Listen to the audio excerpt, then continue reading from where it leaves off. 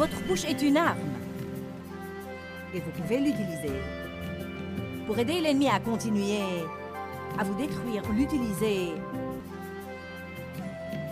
pour entamer la nouvelle vie que Dieu a prévue pour vous. Restez avec nous dans Jouissez de votre vie.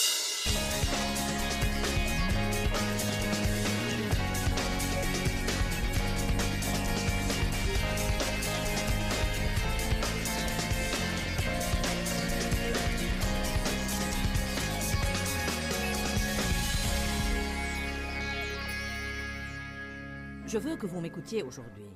On est le produit de notre passé, mais on ne doit pas en devenir les prisonniers.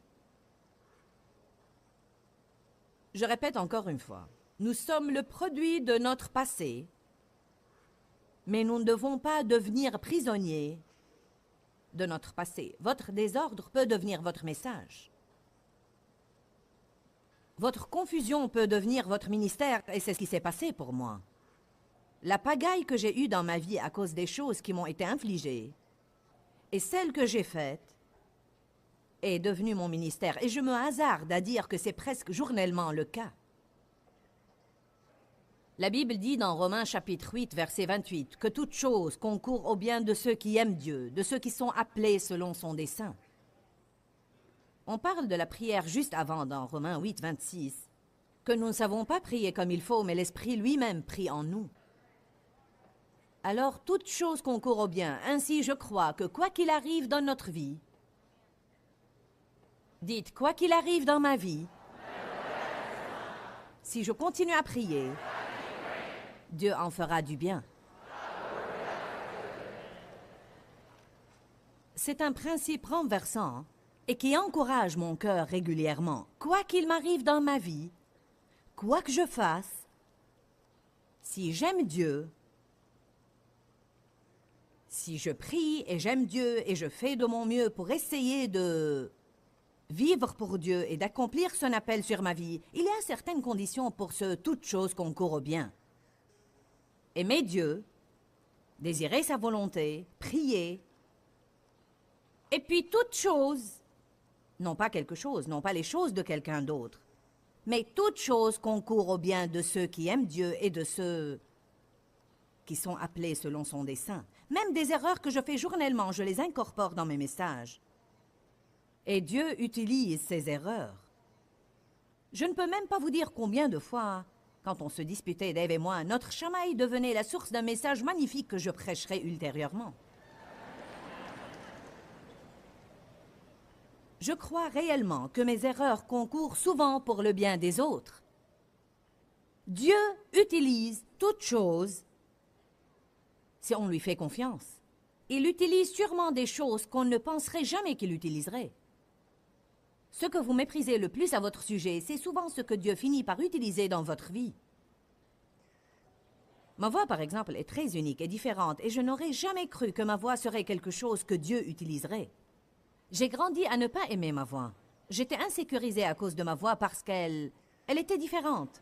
Et voilà qu'aujourd'hui, Dieu la diffuse partout dans le monde chaque jour. Et parce qu'elle est unique et différente, elle retient l'attention et les gens s'arrêtent pour écouter. Laissez Dieu être Dieu dans votre vie. Arrêtez de penser que Dieu n'est pas plus grand que vos erreurs et cessez de penser que Dieu n'est pas plus grand que votre passé. Votre futur commence en ce moment. Quelques questions. Y a-t-il quelqu'un ici qui a eu un mauvais départ dans la vie?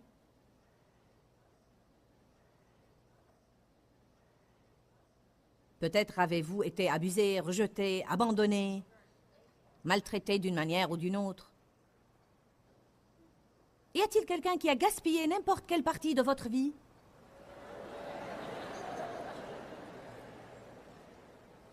Y a-t-il quelqu'un qui a fait des erreurs que vous souhaitez que vous puissiez retourner et changer? Regardez Ecclésiaste 7:8. Mieux vaut la fin d'une chose que son commencement. Je ne vais pas lire la suite car je vis cette première phrase. Mieux vaut la fin que le commencement. Ce n'est pas si important comment on commence comparé à la façon qu'on termine. Quand je pense maintenant aux sévices que j'ai subis pendant les 23 premières années de ma vie, je me demande comment j'ai pu survivre et en arriver là où je suis aujourd'hui.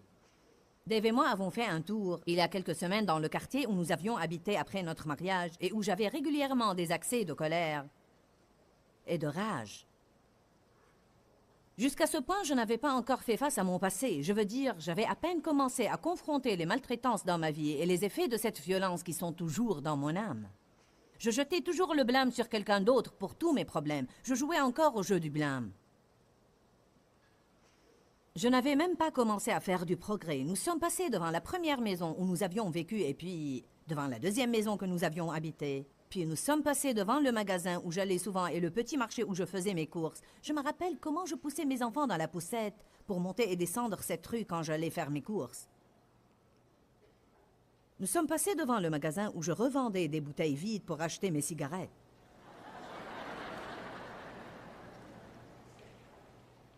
Nous avions une voiture, mais nous n'allions nulle part. Nous sommes passés devant le petit salon de beauté en direction duquel je traversais la rue le vendredi soir pour me faire les cheveux. J'ai dit à Dave, qui aurait jamais imaginé, en ce temps-là, que nous ferions jamais ce que nous faisons aujourd'hui? Laissez-moi vous dire quelque chose. Vous ne savez pas ce que Dieu a prévu pour vous.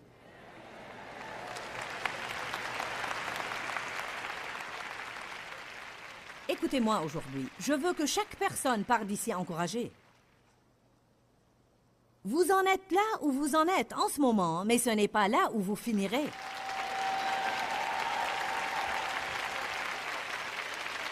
Vous avez un avenir. Dieu a un bon plan pour votre avenir. Amen. Allez à Éphésiens 2:10.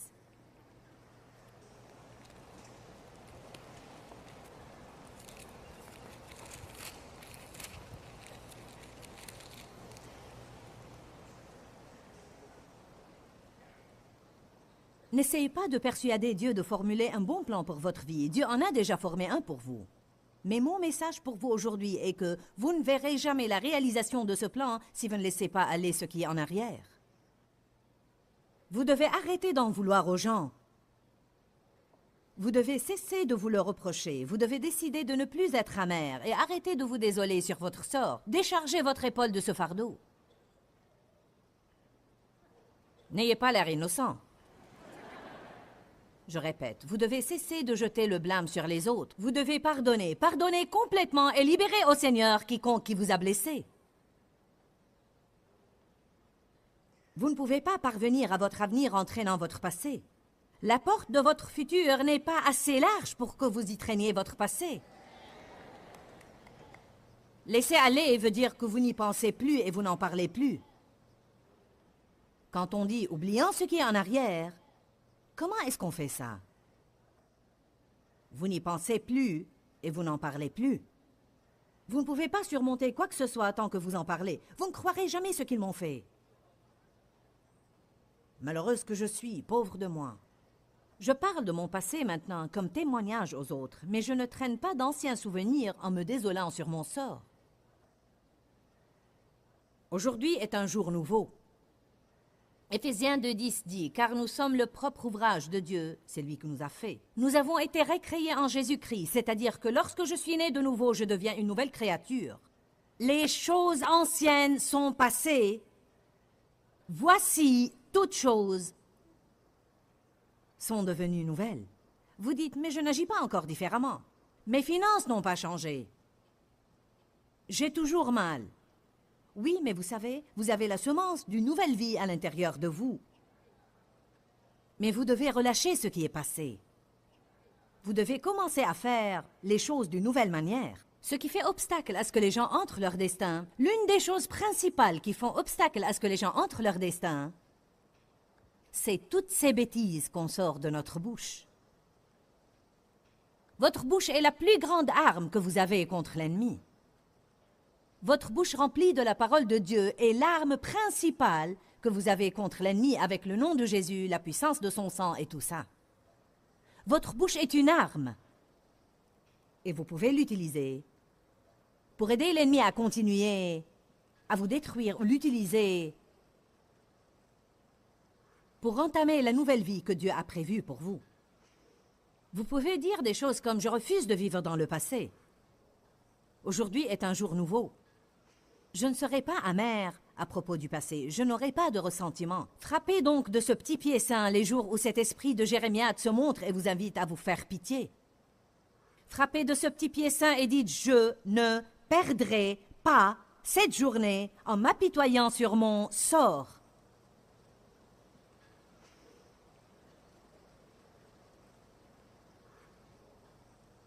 Je ne vous demanderai pas d'ouvrir à ce passage.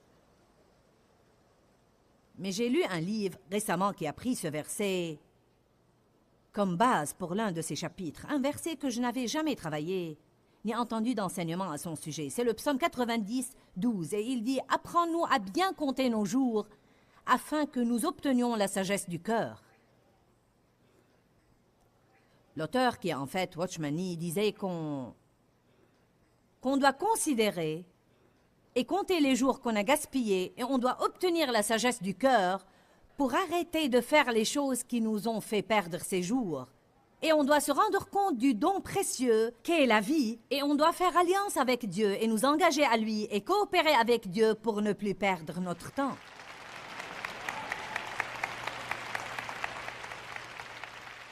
Les premiers temps de notre mariage, Dave et moi, quand je me fâchais, je ne lui adressais plus la parole pendant 3 ou 4 jours d'affilée et parfois des semaines. Je me rappelle une fois que j'étais contrariée pendant 3 jours et je ne lui adressais pas la parole, je m'assombrissais sur mon sort, tout amer envers lui. Il m'a regardé et a dit « Ne serait-ce pas une honte tragique si Jésus revenait en ce moment et tu as totalement gaspillé le dernier jour que tu as eu ici sur terre? » Dieu n'aime pas le gaspillage. Arrêtons de gaspiller les jours qu'il nous a donnés en étant fâchés, inquiets, amers, irrités, rancuniers, offensés, en nous attristant sur notre sort. Allez, je prêche bien ce matin.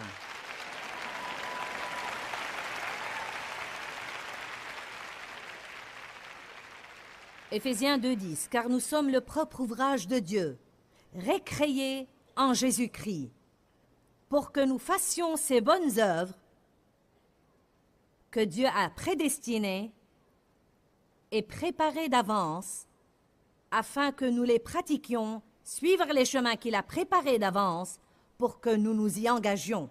Écoutez-moi ça, vivre la bonne vie.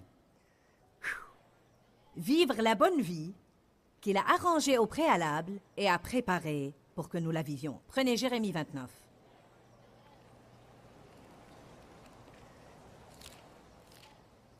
Vous devez souvent être rappelé de ces promesses parce que Satan essaye continuellement de nous dire qu'on n'a aucun avenir.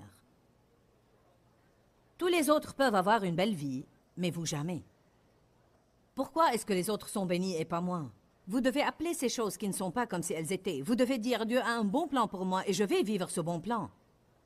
Je vais oublier ce qui est en arrière et me porter vers ce qui est en avant. Non pas vers les mauvaises choses que Dieu a préparées pour moi, mais vers les bonnes choses. Je m'élance et je cours. Courir demande un effort. Je cours. Il va falloir identifier certaines choses que vous faites peut-être qui vous font obstacle et laisser tomber ces choses-là. Qui croit que Dieu a de meilleures choses pour vous que ce que vous éprouvez actuellement? Qui est d'accord que votre bouche pourrait être l'un de vos plus grands problèmes? Le deuxième plus grand problème est votre attitude.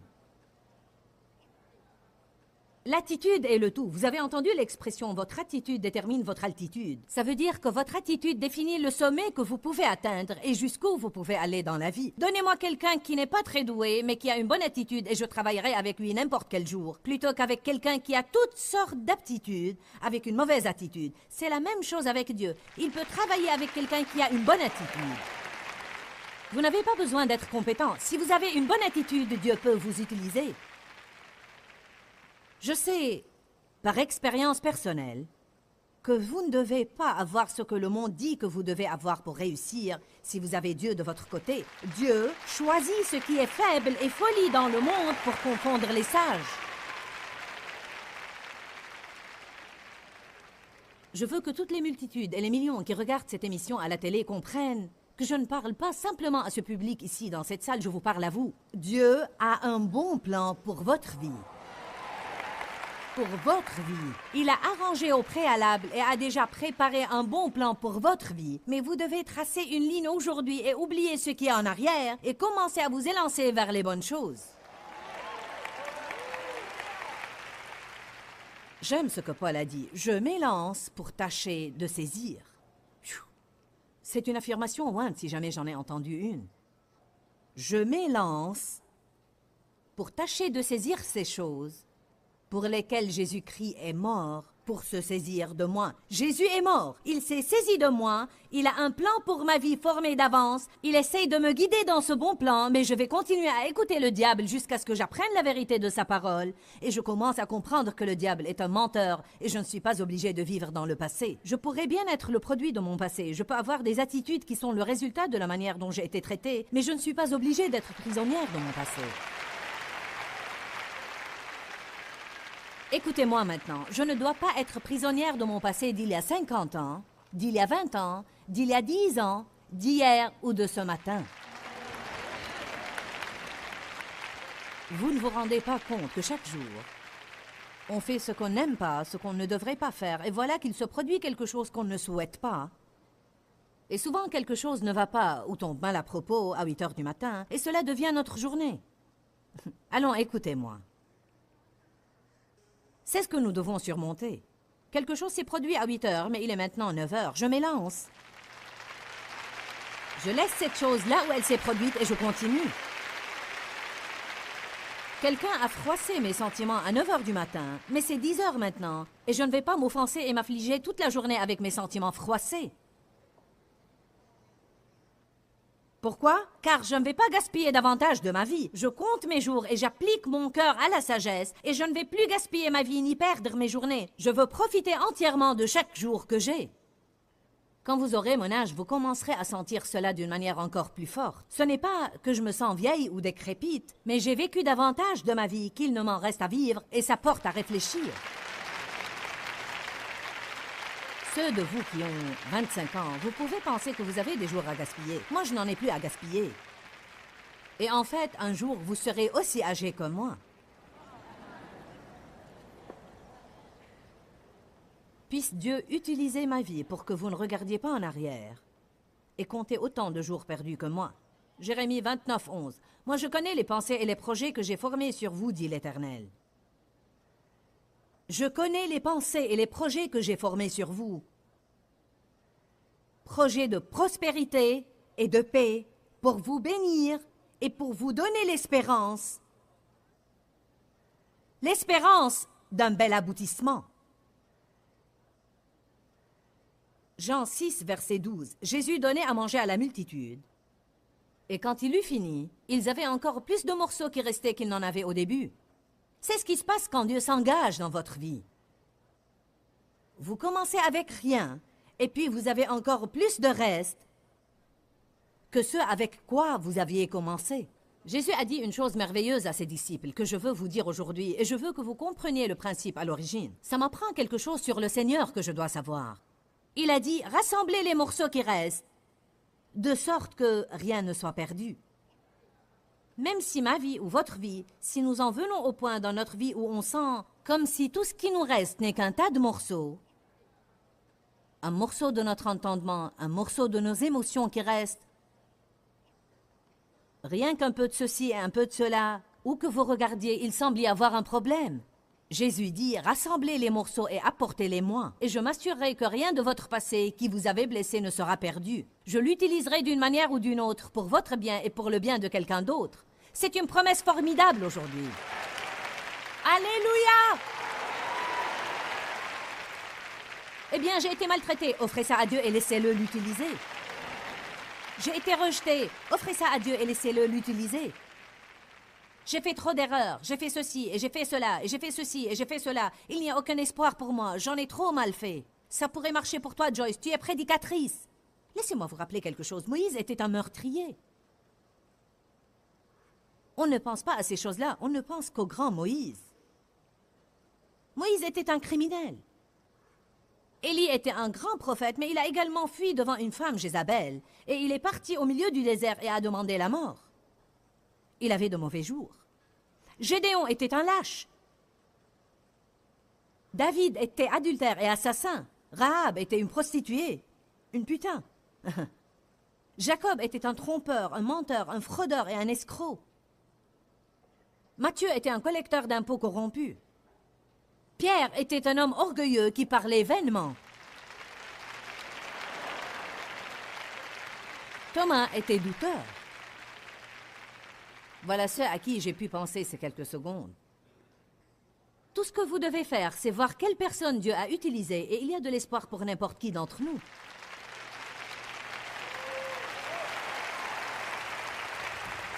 Êtes-vous prêts pour cette promesse dans la parole de Dieu? Joël 2, 25. Je compense pour vous les années qu'ont dévoré les chenilles, les sauterelles, les hannetons et les criquets, cette grande armée d'insectes que j'ai envoyée contre vous. Je compense pour vous les années que le diable vous a volées. La promesse pour vous aujourd'hui est « Je compense pour vous ». Ésaïe 61, 3 est fabuleux. Il nous donne un diadème au lieu de la cendre, une huile de joie au lieu du deuil, un vêtement de louange au lieu d'un esprit abattu, pour qu'on devienne des térébintes de la justice, une plantation de l'Éternel pour servir à sa gloire. Il a pris mes cendres, il m'a donné un diadème et maintenant Dieu est glorifié dans ma vie. Il a pris mon deuil, un esprit abattu, et il m'a donné l'huile de joie. Maintenant Dieu est glorifié par ma vie. Dieu adore prendre les choses que Satan vous a fait et les lui frotter au visage en employant les mêmes choses que Satan a destinées pour vous détruire, comme votre ministère pour aider les autres. Ouh, alléluia!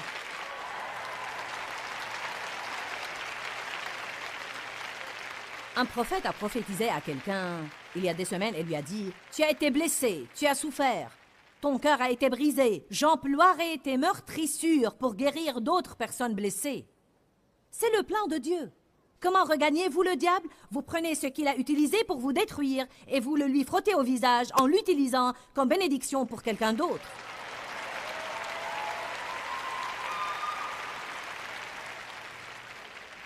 Rassemblez les morceaux,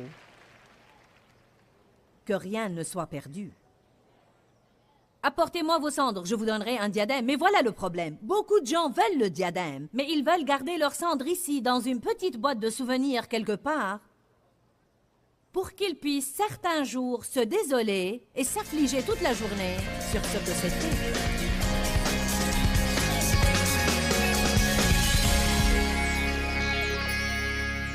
Vous savez bien que c'est vrai. Votre avenir commence aujourd'hui. Aujourd'hui, c'est le premier jour du restant de votre vie. C'est si merveilleux qu'en Christ on puisse avoir de nouveaux commencements. Nous sommes des produits de notre passé, mais nous ne devons pas devenir les prisonniers de notre passé. Prenez une décision de cesser de gaspiller vos journées. Ne soyez pas déprimés, découragés, écrasés, désespérés, parce que c'est une perte du temps que Dieu vous a donné. Pourquoi, Seigneur, pourquoi? Dans ce livret, Joyce Meyer nous enseigne à travers la parole comment être délivré de la confusion. Pour obtenir ce livret gratuitement, écrivez-nous à Joyce Meyer, boîte postale 40095-6300, Larnaca, Chypre. Ou bien visitez notre site web www.joycemeyer.org/fr.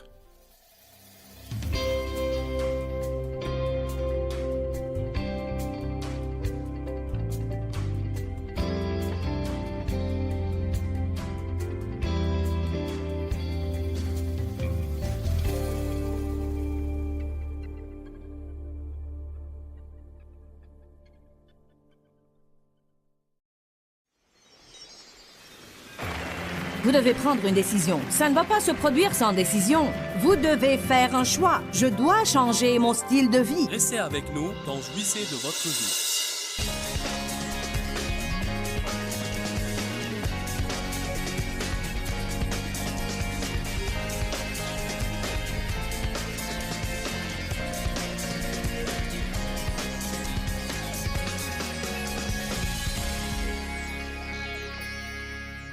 Tout le monde n'a pas quelque chose.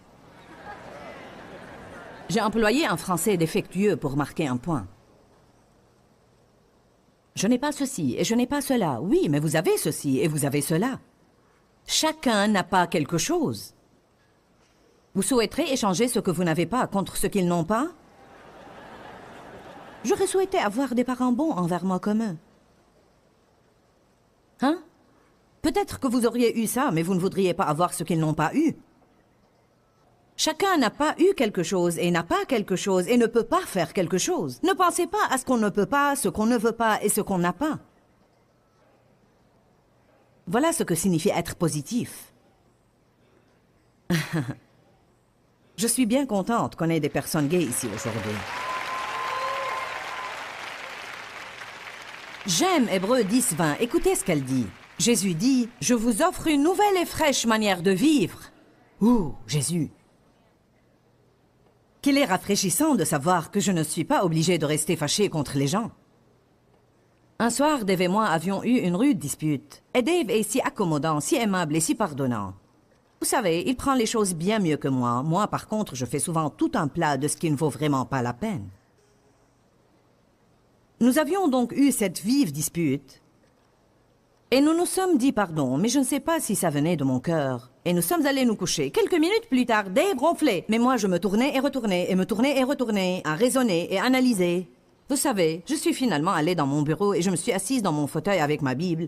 Et j'ai dit, Éternel, je ne veux plus que ça se reproduise jamais. J'ai besoin de comprendre qu'est-ce qui s'est passé, comment ça a mal tourné, et je dois comprendre où j'ai mal agi. On essaye toujours de faire de sorte qu'on soit maître de notre futur. Mais comme ça n'allait nulle part, j'étais déçue et assise là à dire « Éternel, je ne sais pas quoi faire, qu'est-ce que je vais faire, qu'est-ce que je vais faire, qu'est-ce que je vais faire ?» Et l'Esprit Saint m'a dit « Pourquoi tu ne vas pas te coucher et essayer de dormir comme Dave ?» Ça, c'est une idée fraîche. Voyez-vous de quoi je parle? Une nouvelle et fraîche manière de vivre. Je veux que vous traciez une ligne aujourd'hui et je veux que vous cessiez de faire les choses dans votre vie de la manière dont vous les aviez toujours faites. Si vous êtes susceptible et vos sentiments sont facilement piqués, alors prenez une décision aujourd'hui. J'en ai assez de vivre vexé. Comme je ne serai jamais dans une situation où rien ne va me froisser, c'est donc moi qui dois changer. Je fais ce choix aujourd'hui de ne plus être comme ça. Et si je suis heurtée, eh bien, je vais courir à Jésus et lui demander de me guérir.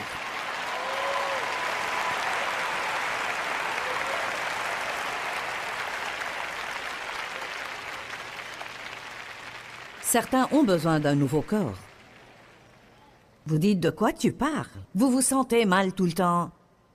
Vous êtes en lutte perpétuelle contre votre poids, vous êtes constamment fatigué, vous avez des maux et des douleurs ici et là et partout ailleurs.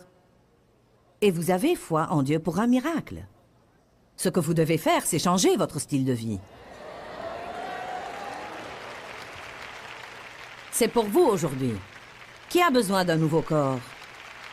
On ne peut en acheter nulle part.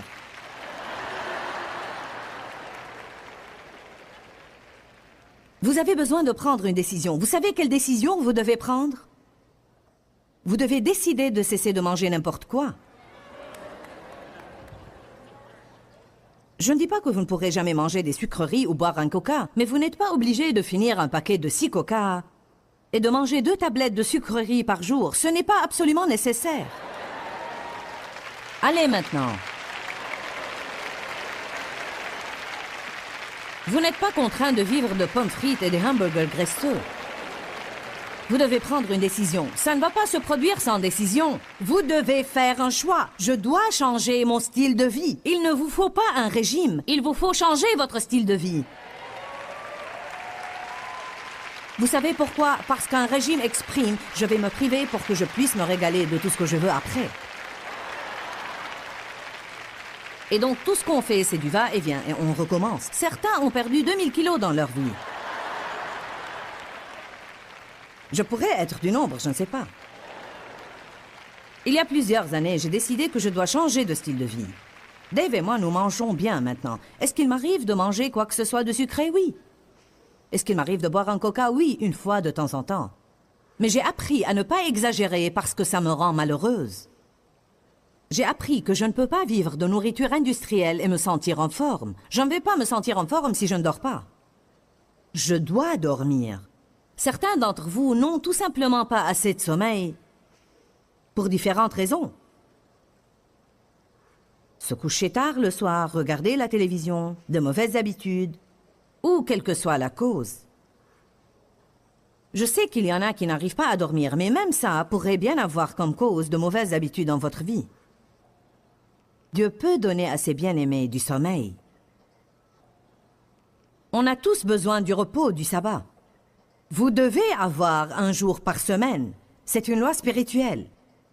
Personnellement, je ne pense pas que ça doit être un jour particulier. Différentes personnes enseignent cela différemment. Mais moi, je fais partie de ceux pour qui tous les jours sont égaux. Mais je crois qu'il vous faut un temps où vous vous arrêtez, où les choses redeviennent tranquilles, un temps où vous sortez de l'ordinaire, où vous ne faites pas simplement la même chose que tous les jours, la même routine. Vous devez vous reposer et écouter de la musique. Vous devez faire quelque chose que vous aimez, passer du temps en famille, descendre du tapis roulant à un moment donné dans votre vie. Vous devez boire de l'eau et en boire beaucoup. Vous êtes supposé boire la moitié de votre poids d'eau. Certains sont en train de calculer cela et ça vous terrifie. Qu'est-ce que j'ai dit? En onces. Onces, oui. Ce serait drôle si vous essayiez de boire 40 kilos d'eau chaque jour. Ou ce que ça pourrait être. Je voulais dire la moitié de ce que vous pesez en onces. Si vous pesez 50...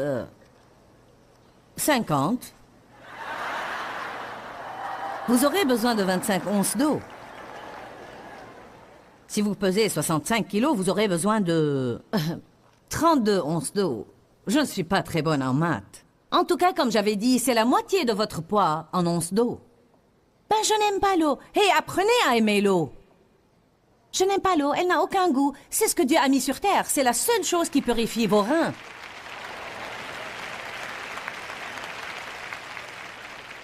Soyez radical. Je parlais à mon assistante administrative ce matin qui ne boit pas d'eau. Et nous avons eu cette conversation. Et elle a dit, ça ne me vient pas à l'esprit. Je sais ce que je dois faire. J'ai été fatiguée, j'ai été ceci et cela, et je crois que je dois le faire, mais ça ne me vient pas à l'esprit. J'ai dit, tu dois être radical. Qu'est-ce que je peux faire? Eh bien, mets une bouteille d'eau sur ton bureau, apporte-en une avec toi dans ta voiture tout le temps, et si tu ne te rappelles toujours pas de boire, mets un signal sonore toutes les 30 minutes, et à chaque fois que le truc sonne, va boire de l'eau jusqu'à ce que tu formes une nouvelle habitude. C'est le jour de prendre des décisions pour former de nouvelles habitudes. Certains sont fatigués d'être malades et fatigués. Je ne veux pas que vous veniez l'année prochaine et que vous soyez toujours aussi malade et fatigué que vous l'étiez cette année. Un bon nombre de ce que nous pensons être des maladies et des maux ne sont pas des maladies et des maux. Nous n'avons pas besoin d'un docteur, mais seulement d'une décision.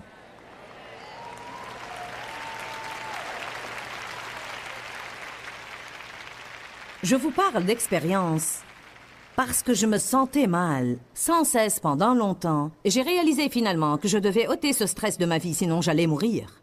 Le docteur me disait, je ne peux rien trouver d'anormal, tu es sans doute stressé. Vous me stressez en me disant que je suis stressée. Ça me rendait folle, je voulais tout simplement qu'il trouve une raison pour ça. Mais l'entière raison, c'était que j'abusais mon corps. Allez, je parle à certains d'entre vous.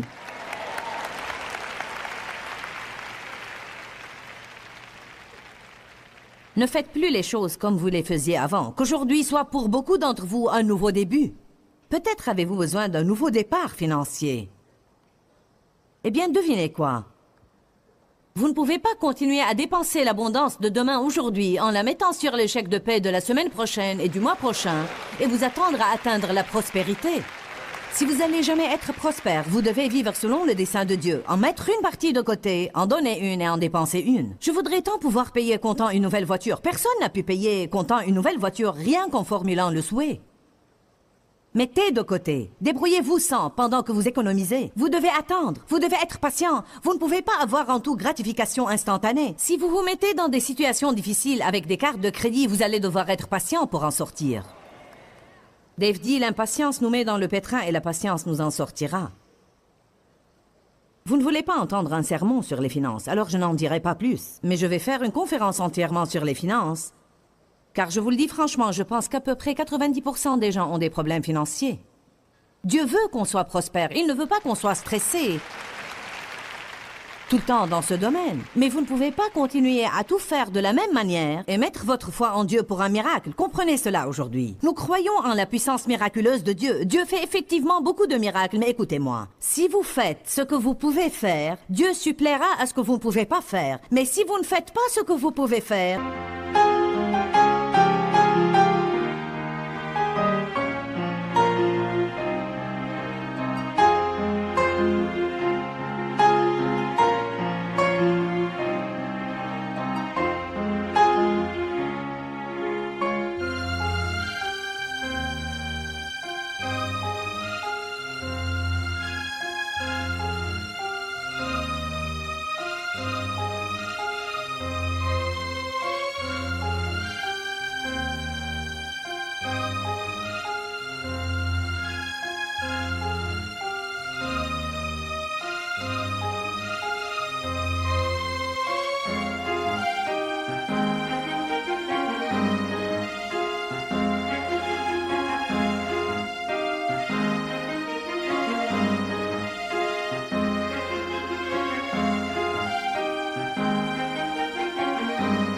Dieu ne suppléera pas le reste non plus. Nous avons notre part et Dieu a la sienne. Quand on fait notre part, nous semons une semence pour une moisson. Dans nos vies, on ne peut pas prier à avoir foi en Dieu avec une conscience coupable. Si on ne fait pas notre part, on ne se sent pas à l'aise. Amen. Une nouvelle et fraîche manière de vivre. Lamentation 3:23. La compassion de l'Éternel se renouvelle chaque matin.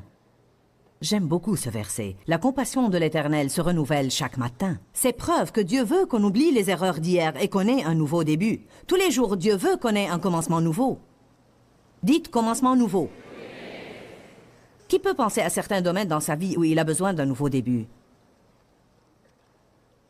Amen. Ésaïe 42:10. Chantez pour le Seigneur un chant nouveau. Certains ont chanté la même vieille chanson assez longtemps. Ésaïe 62 nous promet un nom nouveau. Mais ce nom nouveau représente un changement du caractère. Allez à la Genèse 32.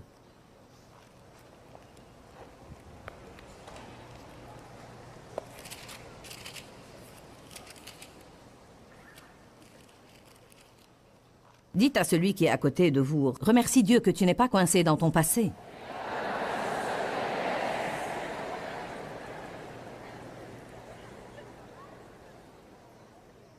Jacob était un homme qui voulait certaines choses dans sa vie et il a pris les choses en main pour les obtenir. C'est lui qui a volé le droit d'aînesse de son frère et a menti et triché pour obtenir la bénédiction du premier-né. Quand vous vivez comme ça, vous passez toujours votre vie à fuir et à vous cacher. Il a passé les nombreuses années qui ont suivi à fuir et à se cacher de son frère Ésaü, de peur que si jamais il croisait Ésaü, celui-ci le tuerait. Dieu merci, il en a finalement eu assez de courir. Quelqu'un m'a dit il y a quelques années, j'ai couru si longtemps que je me suis finalement croisé.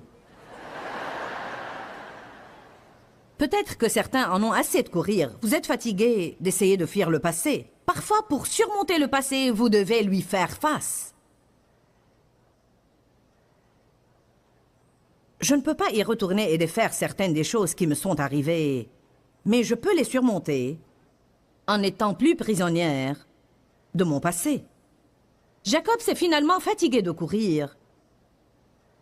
Et Genèse 32:22 nous dit « Il se leva cette même nuit, prit ses 2 femmes, ses 2 servantes, ses 11 enfants et passa le gué de Yabok. » Verset 23. Alors il les prit et leur fit passer le torrent, puis il fit passer tout ce qui lui appartenait. Verset 24. Et Jacob resta seul. Il s'est mis dans une situation où il tâchait de chercher Dieu. Rien de ces choses me satisfait désormais. Autant aller trouver Dieu jusqu'à ce que je sois réaligné. Allez maintenant. Et Jacob resta seul. Un homme lutta avec lui jusqu'au lever de l'aurore. Un homme, homme avec H majuscule. C'était l'ange de l'Éternel. Une manifestation de Jésus-Christ lui-même. Voyant qu'il ne le maîtrisait pas, cet homme le frappa à la courbe du fémur qui se déboîta alors qu'il luttait avec lui. Il dit « Laisse-moi aller car l'aurore se lève. » Et Jacob répondit « Je ne te laisserai pas aller, que tu ne m'aies béni. » L'homme lui dit « Quel est ton nom? » « Quel est ton nom, Jacob? Quel est ton nom? » Et quand Jacob a répondu « Jacob », la Bible amplifiée dit « Dans le choc de la prise de conscience, en chuchotement, il dit « Mon nom est Jacob », qui signifie trompeur, menteur, fraudeur et escroc. Il reprit « Ton nom, Dieu nous donne un nom nouveau, mais quand il nous donne un nom nouveau, ça représente une évolution du caractère. Ton nom ne sera plus Jacob trompeur, mais tu seras appelé Israël, qui a contesté avec Dieu, car tu as lutté et tu as été fort contre Dieu et contre les hommes et tu as été vainqueur. » C'est incroyable comme histoire si vous y pensez, parce que Jacob représente exactement ce dont je parle. Il a eu un passé pénible. Il a fait des choses vraiment stupides. Il a pris la fuite et s'est caché, il essayait de faire les choses à son idée. Il s'est finalement dit « Je dois trouver Dieu ici. » Même si je dois tout laisser, je dois trouver Dieu. Eh bien, au cours de sa lutte avec Dieu, la courbe du fémur a été déboîtée. Disons juste à titre d'exemple qu'à partir de ce moment-là, Jacob boitait. Ce handicap représente les faiblesses dans notre vie, les échecs passés dans notre vie. Alors voici qu'arrive, en boitant ce fichu trompeur, fraudeur, escroc, Jacob. Mais il dit à Dieu une chose pleine d'assurance. « Je ne te laisserai pas aller que tu ne m'aies béni. » Je sais que je ne le mérite pas. Je vois ce handicap. Je ne te laisserai pas aller que tu ne m'aies béni. Et Dieu aime ça. Il aime ça. Il a dit, il y a eu une transformation en toi. Je vais changer ton nom. Tu as eu un changement du cœur et une évolution du caractère. Je dis toujours, Jacob a peut-être boité, mais il a eu sa bénédiction. Amen. J'ai toujours des handicaps dans ma vie. Je ne fais pas tout comme il faut. Je suis parfois impatiente et j'aurais souhaité faire mieux que ça. Mais ça fait partie de la nature que Dieu m'a donnée et je la résisterai chaque jour de ma vie jusqu'à ce que Jésus revienne. J'ai un handicap, oui, mais je suis bénie. Ne permettez plus que vos problèmes passés, ne permettez plus que vos échecs vous détournent des bénédictions d'aujourd'hui. Amen. Que tout le monde dise « Je suis béni ». On a la promesse d'un nouveau ciel et une nouvelle terre. La Bible nous exhorte de renouveler notre intelligence, d'avoir une fraîche attitude. Jésus nous a donné un commandement nouveau. Matthieu 9, 17 dit qu'on ne peut pas mettre du vin nouveau dans de vieilles outres. Vous ne pouvez pas mettre la nouvelle vie dans de vieilles idées et de vieilles attitudes. Y a-t-il quelqu'un ici aujourd'hui qui peut penser au moins à une mauvaise attitude à laquelle il doit renoncer? Certains d'entre vous font... C'est la première chose à abandonner. Je suis sérieuse, car vraiment, ce que je veux dire par cela... c'est « je ne veux pas que quiconque sache ». Je ne veux pas faire face à ça. Mais si je disais « qui veut être béni ?» Moi, ouh, gloire. Ah oui, tout ce langage du corps révèle quelque chose sur nous. Vous serez stupéfiés de la réaction des gens, combien les gens deviennent agressifs s'il s'agit d'une bénédiction pour eux. Mais quand il s'agit de faire face à une question de notre vie... Allez, allez maintenant. Je répète encore une fois, y a-t-il quelqu'un ici qui peut penser à une mauvaise attitude à laquelle il doit faire face et l'affronter et s'en débarrasser? Amen, c'est bien. Parce que maintenant vous dites, je suis prête Seigneur à faire face à ça. Je suis prête à lutter. Je suis prête à tout laisser de l'autre côté du gué et le franchir pour lutter avec toi. Je pourrais m'y déboîter la hanche, mais je m'en irai boitant avec ma bénédiction. Alléluia.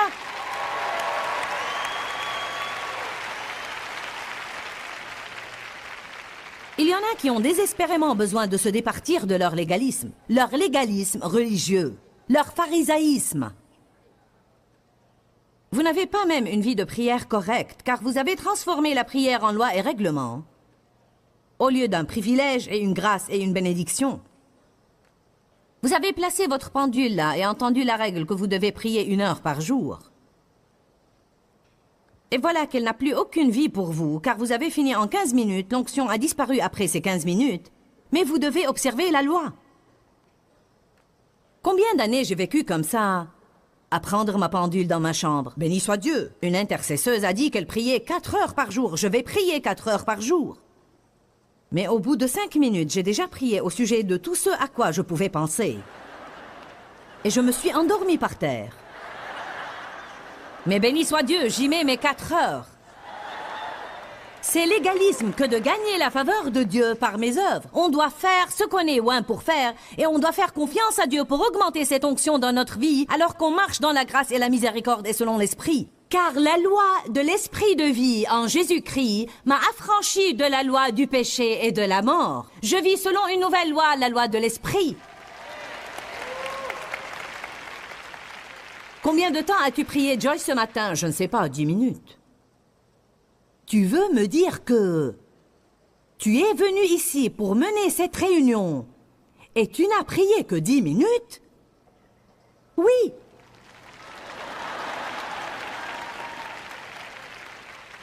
Eh bien, ça ne m'a pas l'air très spirituel. Je prie tout le temps. Je parle à Dieu tout le temps. Je ne me suis pas levée du lit ce matin, j'ai glissé de mon lit sur mes genoux et la première chose que j'ai faite, c'était de dire à Dieu combien je l'aime.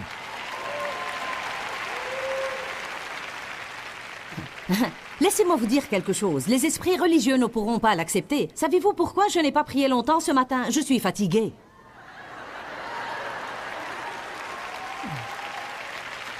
J'ai travaillé dur pendant 4 sessions. J'épanche mon cœur devant vous depuis déjà 12 heures maintenant. 3 heures jeudi soir, 3 heures vendredi matin, 3 heures vendredi soir, 3 heures samedi matin. J'ai pris l'avion pour venir ici, je prends l'avion pour rentrer, je fais ma valise, je la défais. Ça fatigue, et quand je suis fatiguée, je ne me sens pas l'envie de prier 2 heures. Et Dieu comprend cela. Et mon onction ne repose pas sur le nombre d'heures que je prie par jour.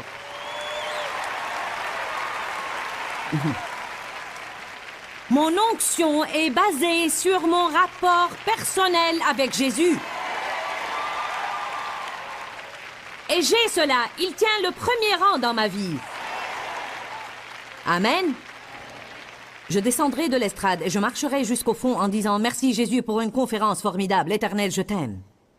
Tout au long de la journée, je lui dis différentes choses. Je ne sais pas combien de temps je prie. Je suis si contente que j'ai définitivement fini d'additionner mon temps de prière pour pouvoir l'inscrire dans mon livre, cocher et mettre des étoiles pour me sentir bien et en tirer orgueil.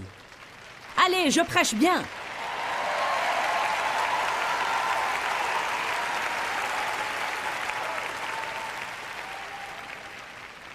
Prêt pour une autre confession? Je n'ai même jamais lu la Bible en entier.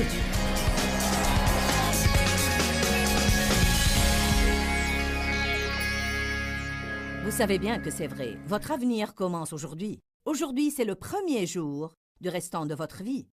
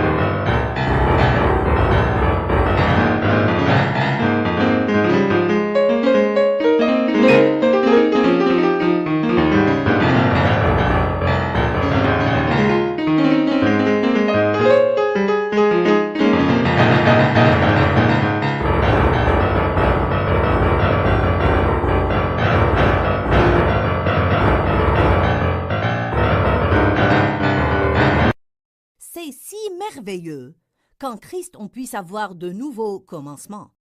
Nous sommes des produits de notre passé, mais nous ne devons pas devenir les prisonniers de notre passé.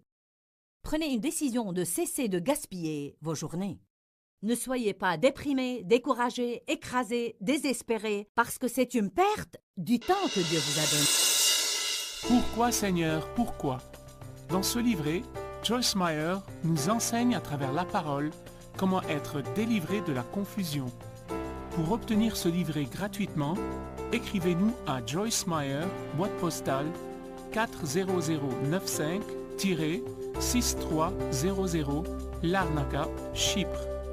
Ou bien visitez notre site web www.joycemeyer.org/fr.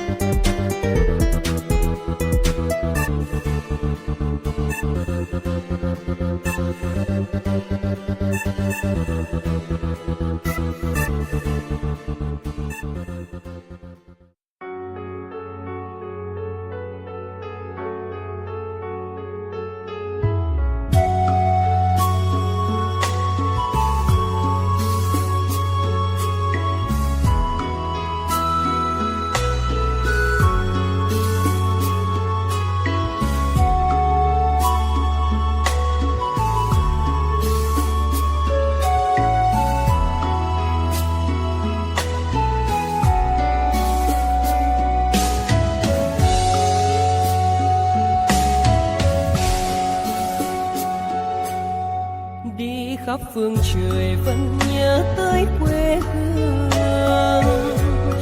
Người về đây thăm làng trù quê mẹ và làng sen quê cha, xúc động bồi hồi người rơi giọt lệ, thương mái nhà tranh thương đất mẹ nghèo,